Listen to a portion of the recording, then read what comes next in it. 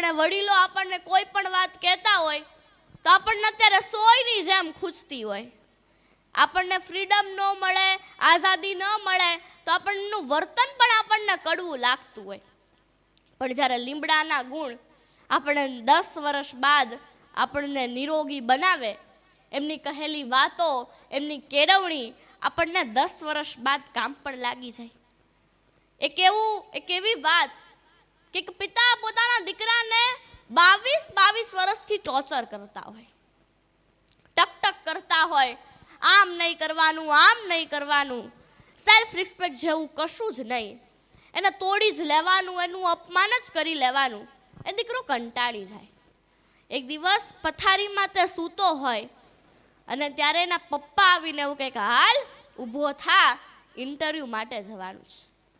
એ દીકરાએ એવું પથારીમાં જ એવું નક્કી કર્યું હતું કે હું ઇન્ટરવ્યૂમાં પાસ નહીં થઉં. હું ઇન્ટરવ્યૂમાં નાપાસ થઈને અમેરિકા, કેનેડા ચાલ્યો જઈશ, પણ મારા પપ્પા સાથે મારે રહેવાનું થતું નથી.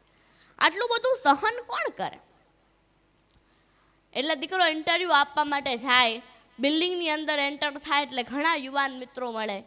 એમને પૂછે કે પાસ કરે છે કે ના પાસ? બધા કંઈક બધાય ના પાસ કરે છે. પેલો તો ખુશ થઈ જાય, કાંઈ મારે જેવું જોતું હતું એવું મળી ગયું. એ દીકરો ઓફિસની અંદર એન્ટર થાય, 4 વ્યક્તિ બેઠા હોય, માત્ર ને માત્ર 2 જ સવાલ પૂછે. તારું નામ? પેલો પોતાનું નામ કે. બીજું મજામાં? પેલો કે ઓલરેડી આઈ વોઝ ફાઇન. અને ત્રીજું એવું કે ક્યારથી નોકરી ચાલુ કરો છો? પેલો દીકરો સ્તબ્ધ થઈ જાય કે મારા જ્ઞાન કરતાં તમારું જ્ઞાન વધારે હશે. તમે મને એ તો પૂછો કે મારી ક્ષમતા કેટલી છે, હું તમારી કંપનીને કેટલો ફાયદો કરાવી આપીશ. ત્યારે પેલા 4 વ્યક્તિ એવું કહે છે કે તારું ઇન્ટરવ્યૂ ઓફિસની અંદર એન્ટર થયો ત્યારથી નહીં, પણ જ્યારે બિલ્ડિંગની અંદર એન્ટર થયો ને ત્યારથી તારું ઇન્ટરવ્યૂ ચાલુ હતું.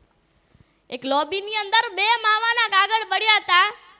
એ માવાના કાગળ તારા નહોતા, એ લોબી તારા બાપુજીની નહોતી, પણ તે તારી સમજીને કચરા પેટીમાં નાખ્યા. આગળ ગયો તો એક લાઇટ ચાલુ હતી. એ લાઇટને બંધ કરી અને ઓફિસની અંદર એન્ટર થયો ને ત્યારે પગ ઘસડીને, પગ સાફ કરીને એન્ટર થયો કે અમારી ઓફિસે ગંદી ના થાય.